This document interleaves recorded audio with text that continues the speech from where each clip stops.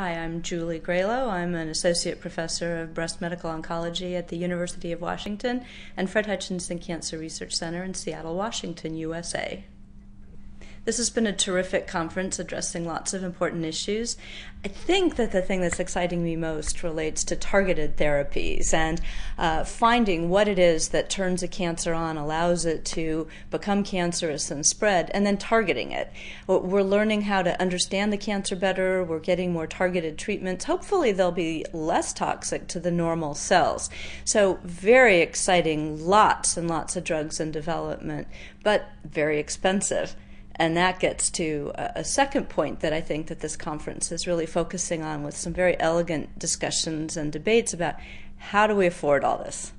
It's just expensive to develop drugs, and I think that one way that we can control expense is really to get back to the targeting. Many new drugs in development won't be applicable to the majority of breast cancer patients. They might only affect 5 to 10%, but it's still very valuable for that 5 to 10%. So one way to cut costs is to spend more time understanding the tumor, understanding the patient, and then giving the right drugs to the right patients, not giving them to a bunch of patients who won't benefit.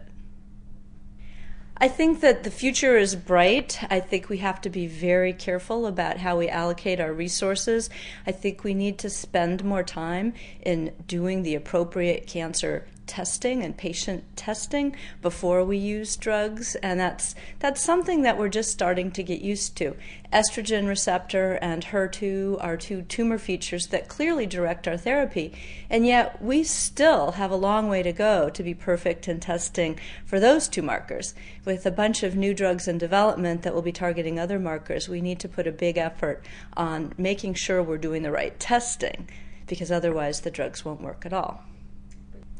I think one of my favorite sessions so far has been on the issue of fertility in young women who are going through chemotherapy. It doesn't impact the majority of our breast cancer patients. The average age of diagnosis of breast cancer in the US and in Western Europe anyway is in the early 60s. But I see a very young population of women, and they're out there, and these women have not yet had time to even think about having a family.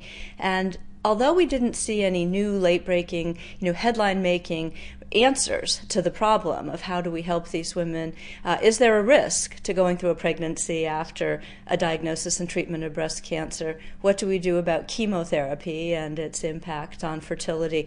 We haven't seen any new data, but we're studying it and we're addressing it. And what's interesting about this conference is the co-sponsorship of Europadana, where we actually have patient advocates right as one of the three major supporting groups who are helping us remember what the real relevant issues are.